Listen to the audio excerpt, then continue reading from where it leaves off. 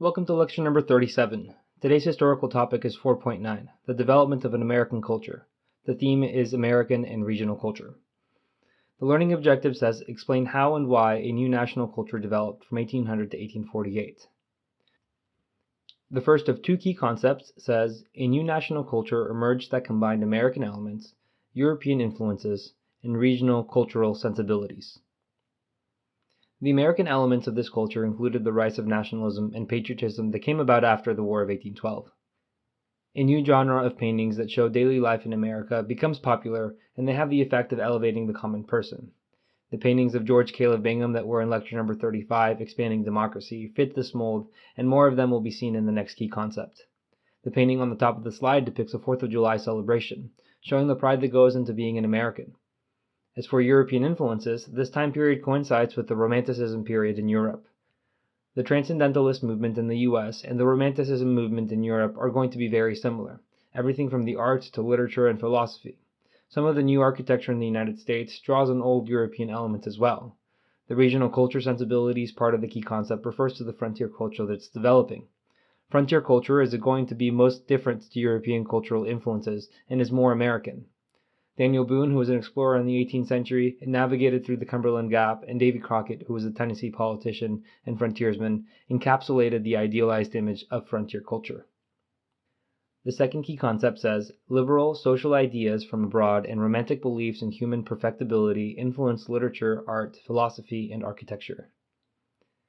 The name of the cultural movement that you have to know for this period is Transcendentalism. This is a movement that focuses on feeling, intuition, individualism, heroism, and nature. This is distinctly different than the previous cultural movement like the Enlightenment. The Enlightenment was much more about rational thought and logic and giving up individual rights for the greater good of the whole.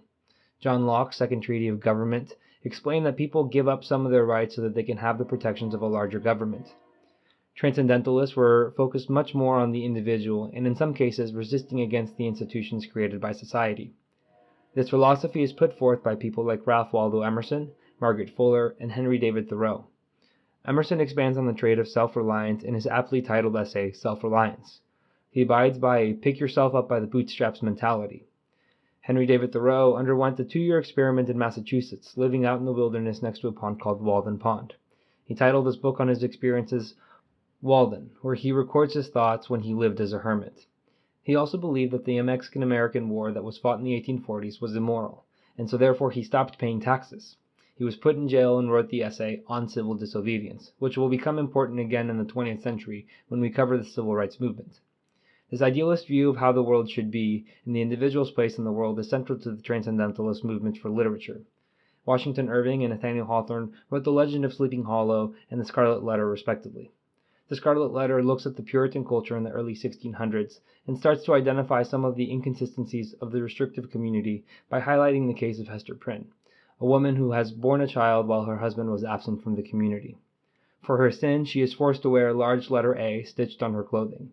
Meanwhile, the man who impregnated her avoids any public shaming, allowed to remain anonymous. Ultimately, the hypocrisy of the community values is highlighted when the minister of the church, the most revered person and supposedly morally upright person in the community, speaks up and confesses that he is the father of Hester Prynne's daughter. Oh, I think there was supposed to be a spoiler warning in here somewhere. Art in the United States begins to develop a new, uniquely American style. The Hudson River School outside of New York City is a collection of artists that paint huge, dramatic landscapes that show the beauty of the United States. Also, artists like John James Audubon focus on the natural elements of the United States. His main subject matter was birds. His paintings were so iconic and memorable that to this day, one of the largest bird conservancy organizations in the world is named after John James Audubon. That's the Audubon Society. There's also a new style of painting called genre paintings that depict ordinary life. This is where George Caleb Bingham and his paintings show up again. The lectures previously covered the election process through the paintings, stump speaking, the county election, and the announcing of the results. Finally, architecture. Federal and private buildings borrow neoclassical Greek styles like Greek columns. The style extended beyond federal buildings like the ones in DC and reaches private homes and even banks. Alright, so here's a quick recap of all of this. We have new culture based on nationalism and patriotism, and Transcendentalism is seen across art, literature, philosophy, and architecture. Thank you for watching. If you would like to watch the next lecture, you can click on the video link on the screen, and if you're looking for more practice to help you on the AP exam, you can visit apushslides.com.